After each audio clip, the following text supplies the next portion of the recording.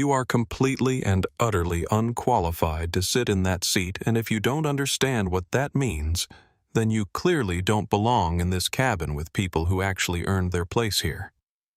The words hung in the air like poison, but what the flight attendant didn't know was that she had just insulted the one person on Earth who could end her career with a single phone call.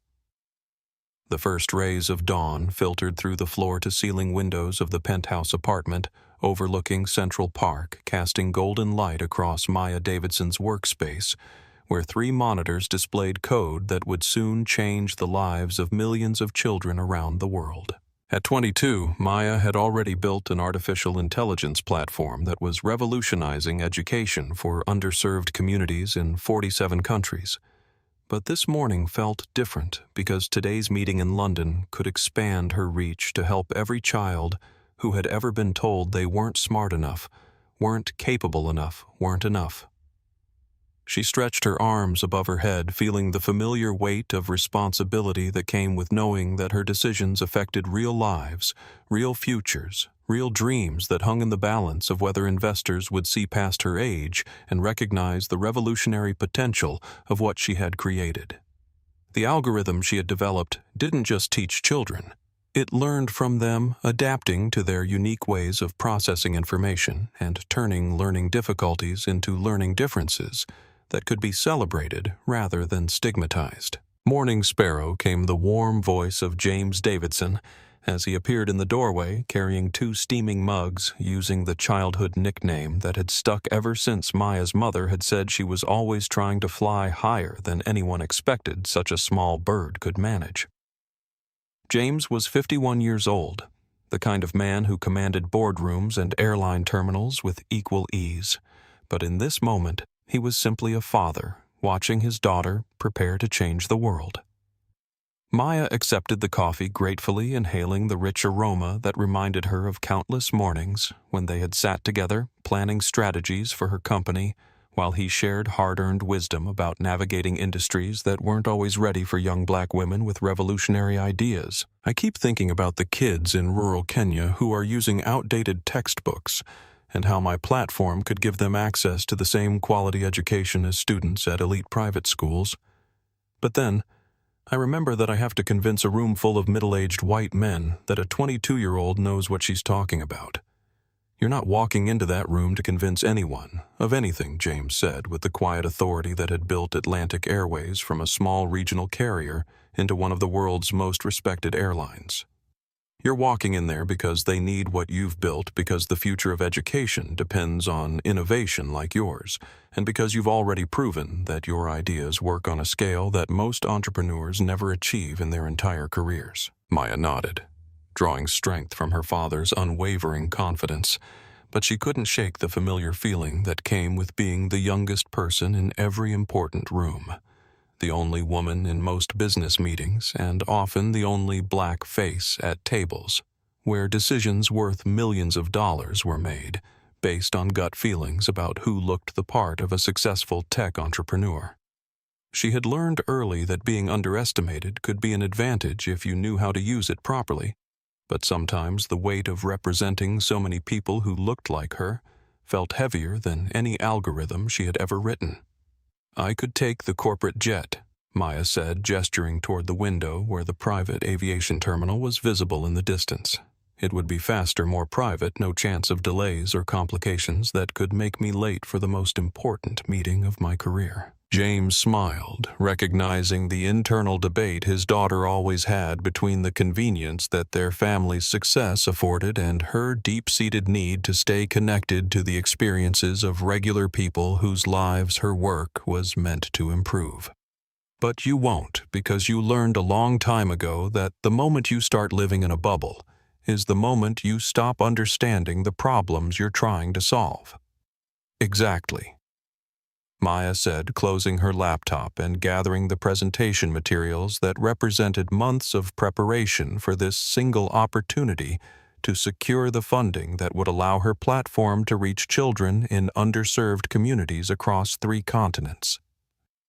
"Besides, I need the flight time to review my pitch one more time, and there's something about being in the air that helps me think more clearly about the bigger picture. As she hugged her father goodbye, neither of them could have imagined that her decision to fly commercial would lead to a confrontation that would expose deep-rooted problems within the very airline her father had spent decades building into a symbol of excellence and integrity. The Atlantic Airways Premium Lounge at JFK hummed with the quiet efficiency of wealth and status, where business travelers typed furiously on laptops worth more than most people's cars, while flight attendants glided between leather armchairs, offering champagne and fresh sushi to passengers who considered first-class travel a basic necessity rather than a luxury. Maya sat in a corner booth reviewing her presentation slides, dressed in a cream cashmere sweater that had cost more than most people spent on clothing. In a year paired with jeans that looked casual but bore the subtle stitching of a designer who only made pieces for clients whose names appeared on Forbes lists. She had learned long ago that dressing down was often the most effective way to observe how people really behaved when they thought no one important was watching. And today, she was curious to see whether the customer service standards her father had implemented were being followed when the passengers didn't look like they belonged in premium cabins. Her natural hair was pulled back in a simple ponytail. Her jewelry was minimal but expensive, and to most observers she looked like exactly what she was: a young woman comfortable in her own skin, who happened to have access to resources that most people could only dream about. Flight 847 to London Heathrow is now ready for boarding, with first-class passengers invited to board through the priority lane, announced the gate agent, and Maya gathered her leather weekender bag along with the laptop that contained years of work and dreams that could finally reach the children who needed them most. She moved through the boarding process with the easy confidence of someone who had traveled extensively, but she noticed how other passengers looked right through her, as if she were invisible,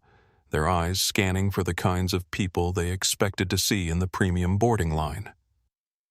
The Boeing 777 was Atlantic Airways' flagship aircraft, fitted with seats that reclined into full beds and equipped with technology that allowed passengers to stay connected to their businesses and families throughout the transatlantic journey. Maya found her way to seat 1. A, the window seat that her father always reserved for family members, not because of the view, but because it was positioned where he could observe how his crew interacted with passengers and whether his standards for dignity and respect were being maintained at every level of the operation. As she settled into the buttery leather seat, Maya noticed the senior flight attendant approaching with a tray of pre-departure champagne, a woman with platinum blonde hair pulled back in a perfect chignon, who moved with the kind of practiced authority that came from years of controlling every detail of the first-class experience. Brittany Walsh had been flying with Atlantic Airways for 15 years, long enough to remember when the premium cabin was exclusively populated by oil executives and tech founders, old money families, and entertainment industry power players, people who looked and sounded like they belonged in spaces where champagne was served in crystal glasses and meals were prepared by award-winning chefs. Behind Brittany came Carlos Mendoza, a young man with nervous energy who had joined the crew just 6 months earlier after completing Atlantic Airways' intensive training program, and while he tried his best to project confidence, it was clear that he was still intimidated by the wealth and power that surrounded him in the first-class cabin. Maya watched as Brittany surveyed the passengers with the calculating eye of someone who had appointed herself the guardian of standards that went far beyond what was written in any employee manual. The other passengers included Mr. Patterson, a venture capitalist in his 60s who was already absorbed in his tablet. Mrs. Chen, an elegant woman in her 70s who seemed to take in everything while saying nothing. And in row 2, a young boy named Tommy traveling with his mother, his wide eyes taking in the luxury around him with the kind of wonder that Maya remembered feeling during her first flights on her father's airline. Maya was reviewing her presentation notes when she noticed Brittany approaching with champagne flutes arranged on a silver tray. But instead of offering her a glass, the flight attendant moved past her completely as if she were invisible, serving Mr. Patterson and Mrs. Chen before returning to Maya's row with what could only be described as a look of suspicious assessment. The moment stretched uncomfortably long as Brittany stood beside Maya's seat, clearly debating whether this young black woman in casual clothes belonged in the exclusive space she had spent 15 years protecting from what she considered unauthorized intrusion. "Excuse me, Miss Brittany," said her voice carrying the kind of saccharine sweetness that barely masked underlying hostility. "But pre-departure beverages are exclusively for passengers who have been confirmed as legitimate first-class ticket holders, and I'm going to need to verify your boarding credentials before I can offer you any of the premium services that our qualified passengers expect to receive without interruption from people who might have wandered into the wrong section." Maya looked up from her tablet with the kind of calm composure that came from years of facing assumptions about where she did and didn't belong, recognizing immediately that this wasn't about verifying tickets, but about Brittany's discomfort with seeing someone who didn't fit her narrow definition of what a first-class passenger should look like. "I have my boarding pass right here on my phone," Maya said, holding up the device that displayed a clear confirmation for Seat 1A. "And I'm happy to show it to you if that would help resolve any confusion about my presence in this cabin." But Brittany didn't even glance at the phone, instead letting out a dismissive laugh that was designed to signal to the other passengers that she was dealing with someone who was trying to deceive them all. "I appreciate that you've clearly put some effort into whatever app you're using to create fake boarding passes,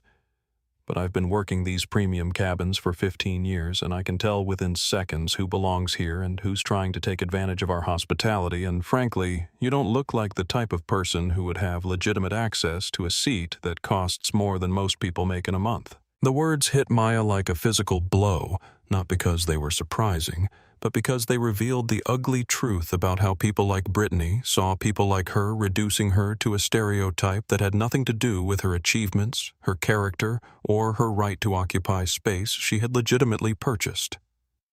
Young Tommy in row 2 was watching the interaction with the kind of innocent confusion that children feel when adults behave in ways that make no sense,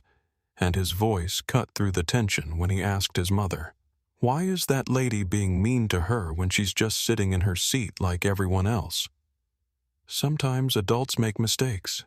sweetheart," his mother whispered. But Maya could see that the woman was uncomfortable with what she was witnessing and unsure whether she should intervene or mind her own business.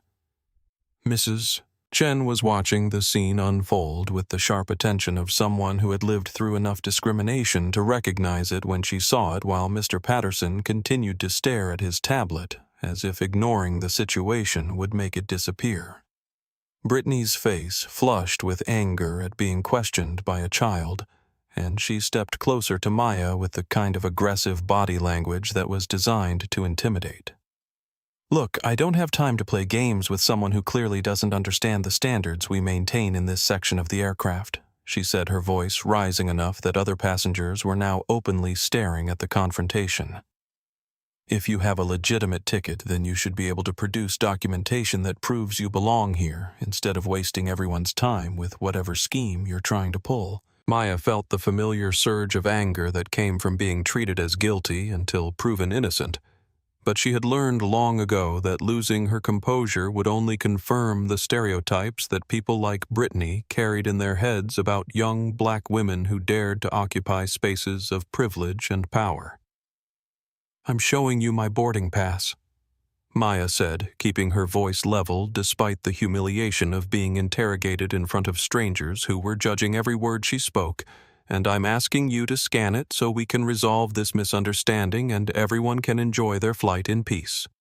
But Brittany had already made up her mind, and Maya realized with growing dread that this wasn't going to end with a simple apology or acknowledgement of error, because some people were so invested in their prejudices that admitting they were wrong would require them to examine beliefs they had never questioned about who deserved dignity and who deserved suspicion. Brittany's voice took on the tone of someone who had decided that being reasonable was no longer an option, and she positioned herself between Maya and the aisle like a security guard protecting valuable property from a potential thief. I'm going to need you to gather your belongings and move to your assigned seat in the economy cabin immediately because I will not allow you to continue disrupting the boarding process for passengers who actually belong in this section and who expect a certain level of service and security when they pay premium prices for premium accommodations. The accusation hit the cabin like a lightning strike, and Maya felt every eye turn toward her as if she were a criminal who had been caught in the act of committing some terrible crime, when all she had done was sit quietly in a seat she had legitimately purchased while reviewing materials for the most important business meeting of her career. "I am in my assigned seat," Maya said, her voice carrying the authority of someone who had learned to command respect in rooms full of powerful people. "And I have shown you my boarding pass multiple times, so I'm going to need you to either scan it with your device or call someone who has the authority to resolve this situation properly. Don't you dare tell me how to do my job." Brittany snapped, her professional mask finally slipping to reveal the ugly prejudice underneath. "Because I've been maintaining the standards of this cabin longer than you've probably been alive. And I know a security threat when I see one, which is exactly what you've become by refusing to comply with crew instructions and continuing to claim ownership of a seat that clearly belongs to someone else, Mr." Patterson finally looked up from his tablet with the expression of someone who was annoyed at having his journey interrupted by what he assumed was a simple matter of someone sitting in the wrong place, and his voice carried the casual authority of someone accustomed to having his opinions matter more than other people's experiences. "For heaven's sake, just move to your correct seat so we can get this flight in the air on schedule," he said, addressing Maya as if she were a child who needed to be corrected rather than a fellow passenger who was being discriminated against in front of everyone. But Tommy's 8-year-old voice cut through the adult conversation with the moral clarity that only children possess when they haven't yet learned to ignore injustice for the sake of convenience. She showed her ticket. He said loudly enough for the entire first-class cabin to hear. "So why is everyone being mean to her when she's not doing anything wrong except sitting where her ticket says she's supposed to sit?"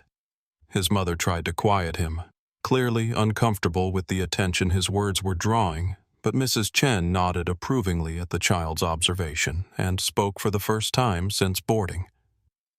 "The young man is correct," she said in accented English that carried the weight of someone who had survived enough discrimination to recognize it immediately,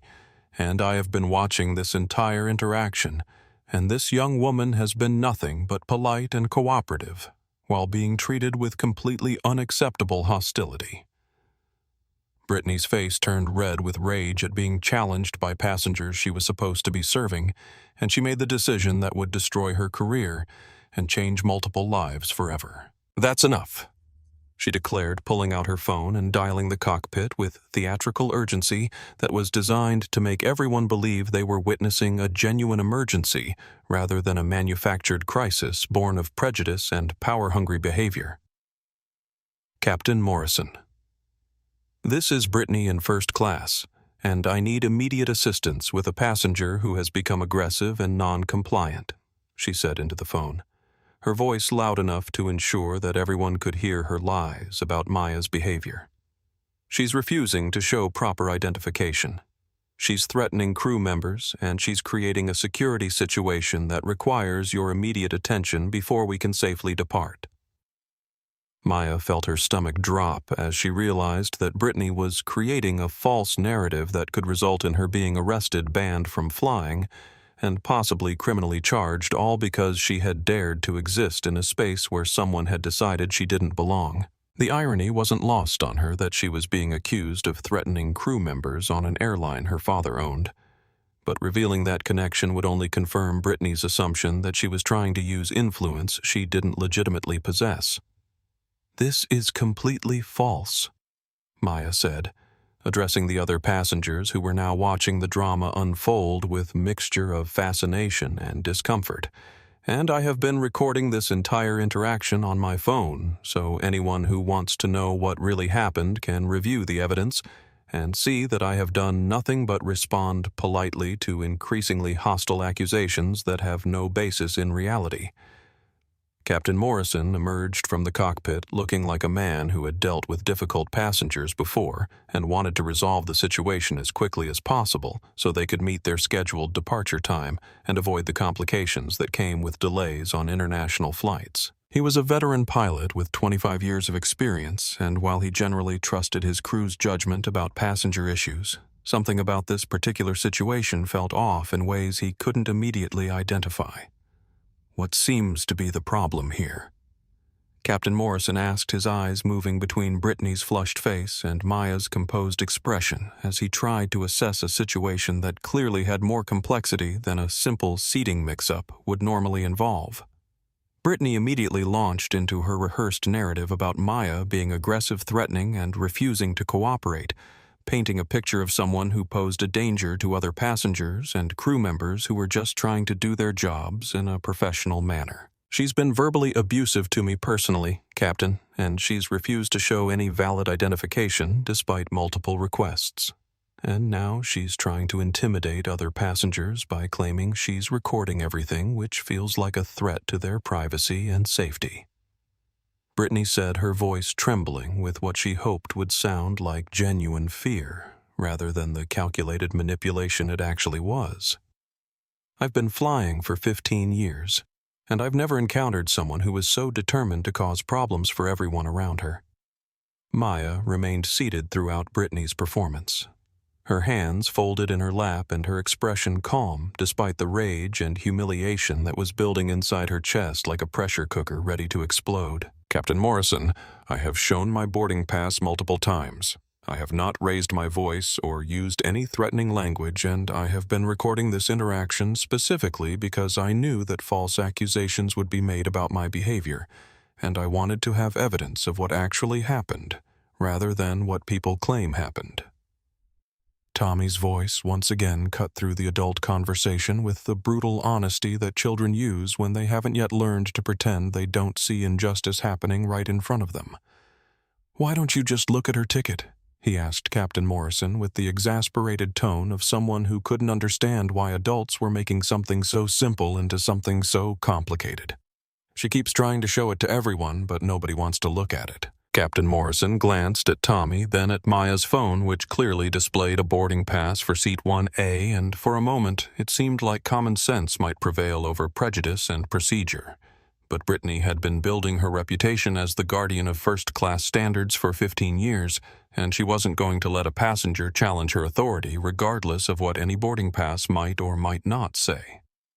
"The safety and security of this aircraft is my responsibility," Captain Morrison said with the weary tone of someone who had learned that the easiest way to handle passenger disputes was to remove the source of conflict rather than investigate the merits of competing claims. "And if my crew feels that someone poses a potential threat to the well-being of other passengers, then I have to take that assessment seriously and act accordingly to protect everyone on board." Maya felt the walls closing in around her as she realized that Captain Morrison was going to side with his crew member regardless of the evidence, and she made the decision to gather her belongings and leave the aircraft with as much dignity as she could maintain under circumstances that were designed to strip her of any sense of self-respect or justice.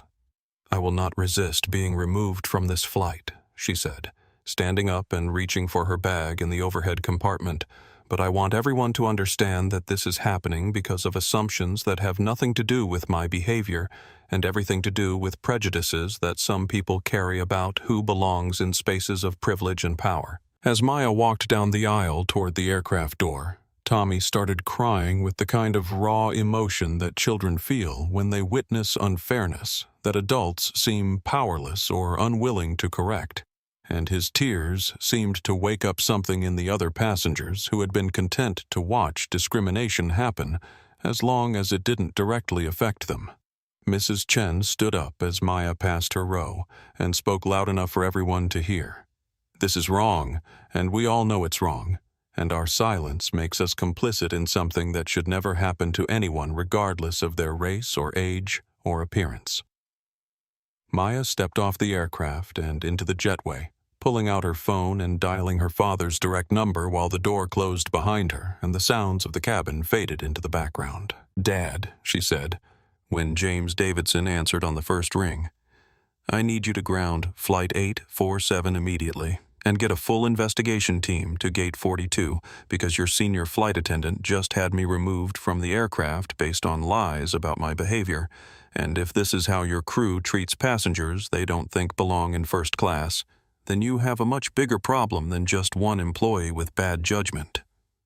The silence on the other end of the line lasted exactly 3 seconds before James Davidson's voice cut through with the controlled fury of someone who had built his reputation on treating every passenger with dignity and respect, regardless of their background or appearance. "Stay exactly where you are and don't leave that gate," he said.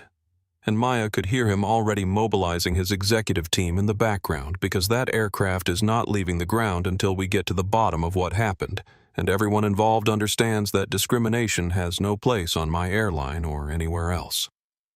Within minutes, Maya could see through the windows that Flight 847 was being directed back to the gate, and she knew that the next hour would change everything for Brittany Walsh and everyone else who had decided that maintaining the status quo was more important than standing up for what was right. The jetway filled with Atlantic Airways executives and legal staff moving with the kind of urgent precision that comes when a CEO discovers that his core values have been violated by employees who were supposed to represent everything his company stood for in terms of dignity, respect, and equal treatment for every passenger regardless of their background or appearance. James Davidson himself emerged from the group wearing the expression of someone who was about to deliver consequences that would be remembered for years to come, flanked by the Director of Operations, the Chief Legal Counsel, and 2 federal air marshals who had been called to investigate claims of passenger misconduct. Brittany Walsh stood in the aircraft doorway looking confused and increasingly worried as she watched an unprecedented number of executives board her flight, clearly unable to understand why removing one troublesome passenger had resulted in what appeared to be a corporate emergency response that threatened to delay their departure indefinitely. "Mr. Davidson," she said, recognizing the CEO from company meetings and training videos, "I apologize for any inconvenience, but we had a security situation that required immediate action to protect our legitimate first-class passengers from someone who was clearly trying to defraud our services." "Miss Walsh, James Davidson," said his voice carrying the kind of cold authority that made experienced executives nervous and entry-level employees question their career choices. "You are going to return to the first-class cabin and remain silent while we conduct interviews with every passenger and crew member who witnessed the interaction you're describing,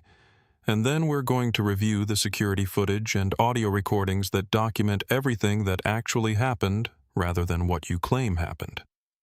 Maya reboarded the aircraft behind her father and his executive team,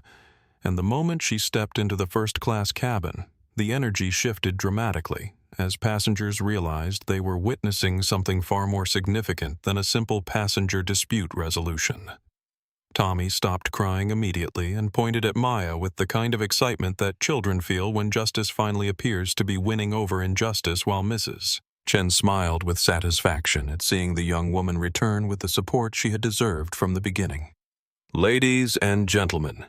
James Davidson announced to the cabin, his voice carrying the weight of someone who was about to deliver news that would change how everyone remembered this flight forever.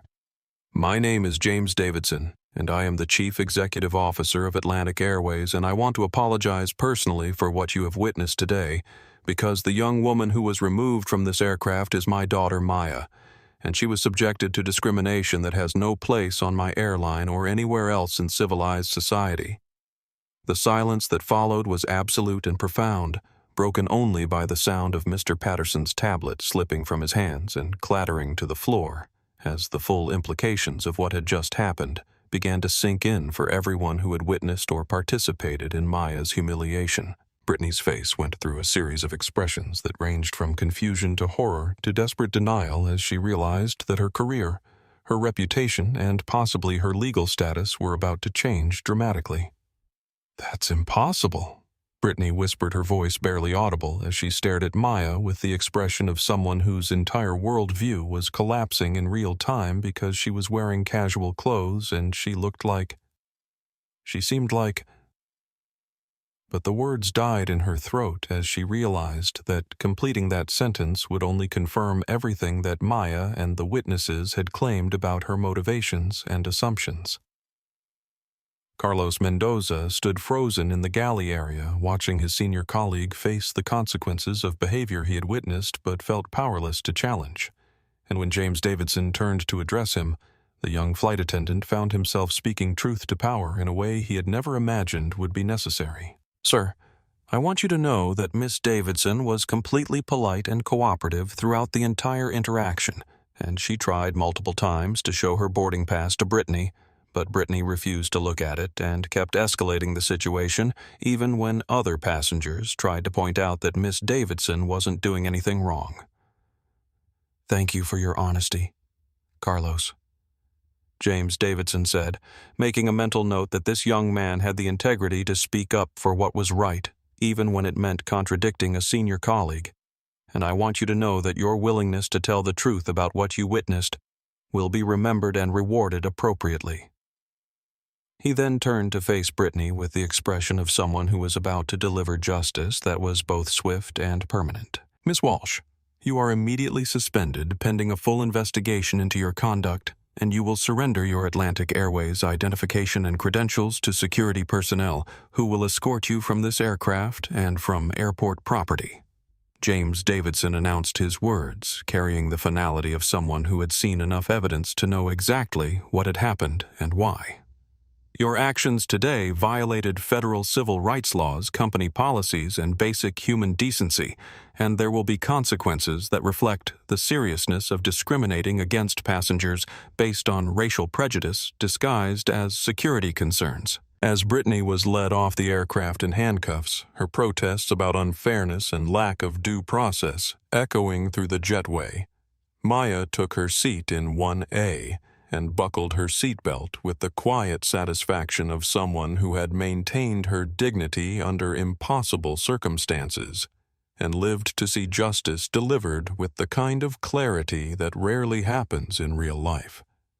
The investigation that followed Maya's experience revealed patterns of discriminatory behavior that went far beyond one flight attendant's personal prejudices, exposing a culture within certain areas of Atlantic Airways that had allowed bias to flourish in shadows where oversight was minimal and accountability was treated as optional rather than mandatory. Federal investigators working with the airline's internal audit team discovered that Brittany Walsh had been involved in 17 separate incidents over 5 years where passengers of color had been questioned, challenged, or removed from premium cabins under circumstances that fell apart under careful examination. The data analysis revealed troubling patterns that should have been identified and addressed years earlier. Black passengers were 47% more likely to have their tickets questioned in first class. Latino families faced additional documentation requirements at rates that far exceeded statistical norms, and passenger complaints about discriminatory treatment had been categorized as customer service issues rather than civil rights violations that required immediate investigation and corrective action. Brittany Walsh's termination was swift and absolute, with Atlantic Airways exercising clauses in her employment contract that voided her pension benefits and banned her from working for any partner airlines or aviation companies that maintained reciprocal agreements with their organization. Her attempts to generate public sympathy through social media and friendly news outlets backfired spectacularly when the airline released security footage and audio recordings that documented her lies about Maya's behavior and revealed the casual cruelty with which she had treated a passenger whose only offense was existing in a space where she wasn't expected. The federal investigation expanded beyond Brittany's individual actions to examine training protocols, supervision practices, and corporate culture factors that had enabled discrimination to persist without detection or consequences, resulting in mandatory bias training for all customer-facing employees. Independent monitoring of passenger complaint patterns and financial penalties that served as a warning to other airlines about the costs of allowing prejudice to masquerade as professional judgment. Carlos Mendoza was promoted to senior flight attendant and became the face of Atlantic Airways' commitment to treating every passenger with dignity, regardless of their appearance or background, participating in training videos that were used throughout the industry to demonstrate how employees should respond when they witness discrimination, rather than remaining silent and hoping someone else will take responsibility for doing what's right. The ripple effects extended throughout the aviation industry as other airlines implemented similar reforms preemptively, recognizing that the federal government and civil rights organizations were now paying attention to patterns of discriminatory behavior that had previously been dismissed as isolated incidents rather than evidence of deeper cultural problems that required comprehensive solutions. Maya's story became a case study in business schools and civil rights courses, demonstrating how individual courage in the face of injustice could catalyze changes that protected thousands of future passengers from experiencing the same humiliation and discrimination that she had endured with such grace and strength. In the months that followed, Maya found herself processing the experience through conversations with therapists who specialized in racial trauma and advocates who helped her understand that her response to discrimination had created space for other people to share their own stories of being judged and mistreated based on assumptions about who belonged in spaces of privilege and power. The emotional work was difficult but necessary, helping her realize that maintaining her composure during the confrontation hadn't been just about personal dignity, but about demonstrating that strength and grace were possible even when facing injustice designed to strip away both. Her father's pride in how she had handled the situation was evident in every conversation they shared about the experience, but more importantly, James Davidson used the incident as a catalyst for examining his own assumptions about how discrimination manifested in his company and his industry, leading to policy changes that went far beyond what federal regulations required, because he understood that true equality demanded more than legal compliance.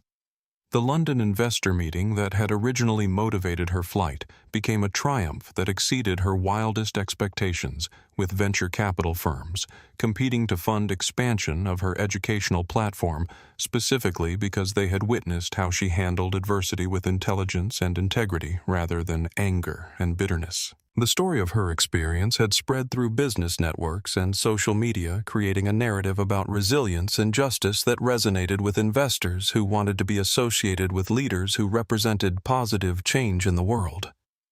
Tommy's family reached out to Maya through Atlantic Airways, and the 8-year-old boy who had spoken up for justice when adults remained silent became a pen pal who reminded her that courage often comes from the most unexpected sources, and that children often see moral clarity that adults have learned to compromise away for the sake of convenience or social harmony. Mrs. Chen invited Maya to speak at her community organization's annual event about standing up to discrimination, and their friendship became a bridge between generations of people who had faced prejudice in different eras, but with similar determination to maintain their dignity regardless of how others chose to treat them. Maya's educational platform incorporated modules about bias discrimination and the importance of speaking up for others who are being treated unfairly, turning her personal experience into learning opportunities that helped children around the world develop the moral courage that would make their generation more just and compassionate than the ones that came before. The speaking engagements and interviews that followed allowed Maya to share her story with audiences who needed to hear that individual actions could create change that rippled outward in ways that the original actors never imagined, inspiring other people to refuse to accept discrimination as normal or inevitable, and to demand better from institutions and individuals who held positions of trust and authority. 1 year later, Atlantic Airways had become the industry leader in passenger equity and civil rights compliance, with discrimination complaints dropping by 89% and customer satisfaction scores reaching historic highs across all demographic groups as employees embraced training that helped them recognize and address their own unconscious biases before they could harm the people they were supposed to serve. Maya's business had expanded to serve over 3 million children in 57 countries, with her artificial intelligence platform being recognized by UNESCO as a revolutionary tool for educational equity that was helping close achievement gaps in communities that had been systematically underserved by traditional educational systems and funding models. Tommy had become a playground advocate at his elementary school, standing up for kids who were being bullied or excluded because of differences that made them targets for children who had learned prejudice from adults who should have been teaching acceptance and kindness instead of fear and hatred. Mrs. Chen joined the Atlantic Airways Passenger Advisory Board, bringing decades of experience with discrimination to help the airline identify potential problems before they escalated into civil rights violations. And her presence served as a reminder that justice required constant vigilance from people who had learned to recognize injustice,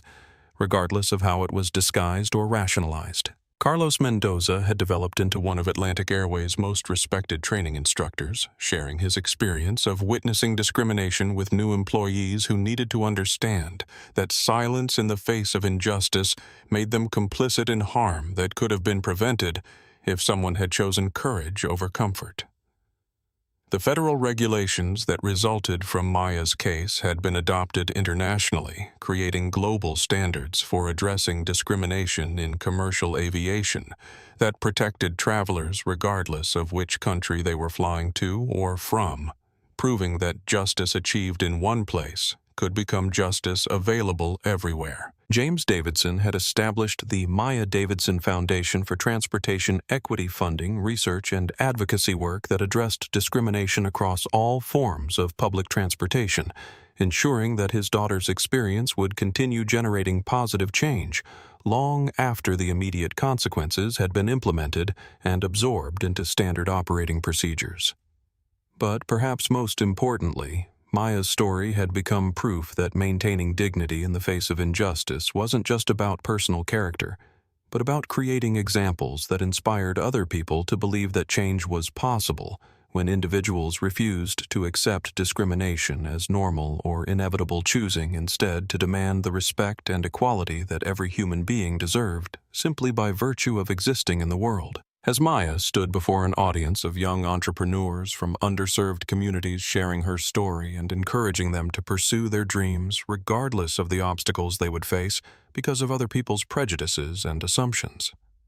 she realized that the most powerful revenge against discrimination was success that lifted up entire communities and created opportunities for people who had been told they weren't qualified, weren't capable, and weren't worthy of occupying spaces where their presence challenged narrow definitions of who belonged and who deserved to be heard. The journey from humiliation to triumph hadn't been easy or quick, but it had proven that individual courage could indeed change systems that seemed too powerful to challenge, and that dignity maintained under pressure could become a force for transformation that reached far beyond any single incident or industry, to touch lives and create possibilities that wouldn't have existed if someone hadn't chosen to stand up for what was right when it would have been easier to stay silent and accept injustice as the price of peace. Maya's story reminds us that our response to discrimination defines not just our own character, but the kind of world we're creating for future generations who deserve better than the prejudices we inherited. When we choose dignity over anger, transformation over revenge, and justice over convenience, we open doors that seemed permanently closed and create possibilities that seemed impossible to achieve. If this story of courage and justice inspired you, please subscribe to our channel and share your own experiences with standing up for what's right in the comments below. Together, we can build a world where everyone is treated with the respect and dignity they deserve, regardless of their appearance or background.